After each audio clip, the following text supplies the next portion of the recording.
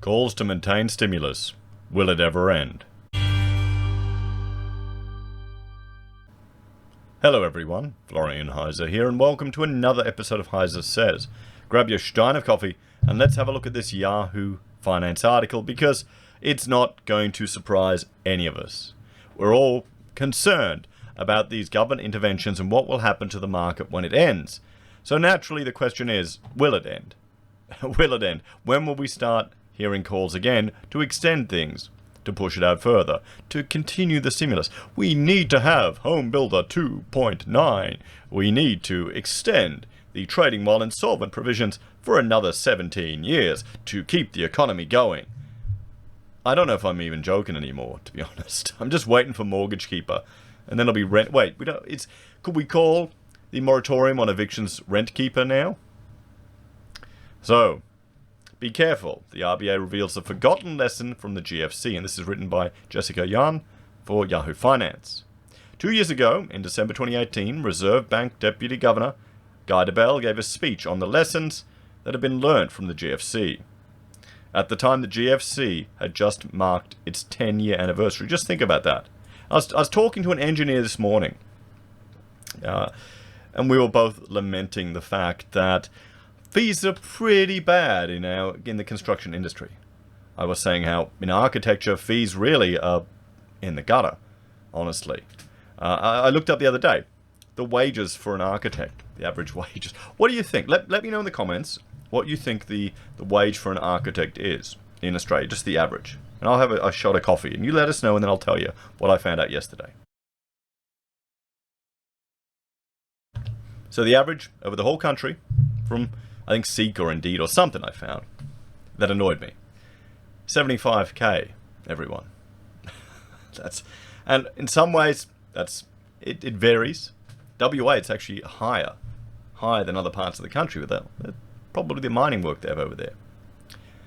But the thing is, that's not that high, guys, for a registered architect, considering what I was getting as a student back when I was studying. What was I on? I think 60? That was not registered. That was a student. You could get decent money back when there's a boom, where our profession is very sensitive to the market. And fees as well for projects, they're pretty bad. The engineer was telling me, they used to charge 3% for a job, because engineers, particularly structural, have significant responsibility on a job. And they're signing off on a lot. They're taking responsibility for a lot. We're seeing what's happened on certain buildings, like Opal. Look what happened there. And now the other projects where fire engineers have certified, with flammable cladding everywhere. And he's saying, it used to be about 3% for the fee. Architects used to be, between 5 and 10% for luxury projects in the old fee scale, but that's completely gone now. He's saying they're getting down to 0.3. 0.3. That ain't good. Service drops there. And this is another reason why you need to be careful with buying into apartment buildings if fees are depressed, because then you won't have the time to adequately prepare the set. You have to do it quick. You may not prepare all the drawings you traditionally will, because the project manager may cut out this, and this. But anyway, back to this, because since the GFC, our GDP growth rate has been below trend. Our economy has been depressed. The only reason we're growing so much is because we're getting population growth, and a lot of that's coming from overseas. So on a per capita basis, we're still improving, but we're improving worse than we were before the GFC. So, but looking back, there's something he left out. That speech, Debelle said on an online webinar on Tuesday. There was one lesson from the crisis I didn't talk about 2 years ago that is relevant today, he said. Be careful of removing the stimulus too early. A number of European countries learned this lesson to their cost after the GFC. Debelle's comments come as Australia is just 4 months away from ending of both the Job Seeker Boost and Job Keeper payments. So how did Australia avoid the GFC?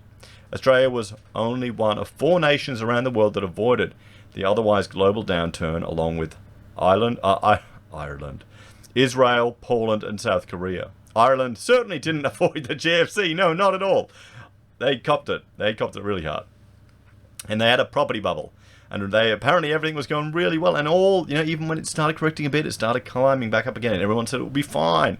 All the spruikers were talking it up. What do you think happened? So, when the 2008-9 crisis hit, then Prime Minister Kevin Rudd doled out cash payments under a $42 billion stimulus package that saw 13 million Australians benefit. Australian workers earning below $80,000 received $950. Those earning between 80 and 90 received 650, and those between 90 and 10, or probably 90 and 100 received 300. Families, low and middle income families, and farmers also saw an additional $950 in payments. The Rudd era payments are widely credited as playing a key part in starving off a recession that hit the rest of the world. No. Okay, that's what the media says, but there's no evidence of that. It's only $42 billion, guys. How much of that money shifted straight overseas? I mean, just look at the failures of the building education revolution. Here we go. Let's have a look. I'll bring this up here, guys. We spent a fortune on it. Look at our education standard from 2008, huh? Oh, yeah. We're doing worse. Fantastic. Shows you, just throwing money at these things doesn't work. Anyway, I've just been to too many projects where they've had schools, in the middle of nowhere, have like a complete pool, indoor heated pool, or a sports thing in the middle of nowhere. Building education revolution. Or where buildings were torn down, perfectly good buildings, and then replaced with like the same thing, or a building that the school didn't even want. The private sector got much better value for money than the public sector, just saying. So, though Australia's strong economy at the time was also buoyed by a significant amount of resource exports to China. Similarly, the job seeker bonus and JobKeeper wage subsidy have been central to the Morrison government's COVID-19 economic response, but the COVID-19 recession has hit Australia much harder than the impacts of the GFC. The contraction in output in the global economy and the Australian economy has been considerably larger and more synchronised than in 08-09, DeBell said. Australia's fiscal stimulus package has been the largest the nation has ever seen outside of wartime, with the budget deficit the highest since World War II, now totalling 11% of national GDP. Net debt is estimated to peak at $996 billion, or 44% of GDP in 2024. The 2021 federal budget has outlined just under $100 billion in new COVID-19 response and economic recovery measures. But in a crisis, timely policy responses are effective and the spending is justified, DeBell indicated. In a crisis, go fast and go hard. Don't die wondering. That's the problem, because we're seeing this with our health professionals. So they're going fast, and then boom, we get an instant lockdown without any rigor, without any consideration. Yeah. Are we expecting anything different from our economic leaders? Treasurer Frydenberg defended the size of the deficit and debt in a recent address to the National Press Club. This is a price worth paying to help Australians through the greatest economic challenge of our time and set us on a path to recovery. JobKeeper are set to last until March 2021. The $550 JobSeeker boost was initially slated to end on the 28th of September this year. This was extended to last until the 31st of December, but at a reduced rate of $250. Earlier this month, Morrison confirmed that the coronavirus supplement payment would be extended again until the 31st of March 2021, but again at a reduced rate. From January until March, welfare recipients will receive just a $150 supplement on top of the JobSeeker base rate of $565 a fortnight. Many groups, including politicians, charities, not-for-profit organisations, as well as business groups and professional firms, have called for a permanent increase to the base rate, with many arguing that the $40 a day rate falls below the poverty line. Well, it's meant to be an emergency temporary measure for people that don't have a rainy day fund.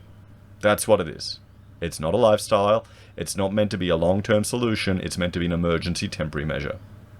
And I know it's going to suck because the government has pretty much locked down the whole economy and destroyed significant amount of business and activity. The question is it worth it?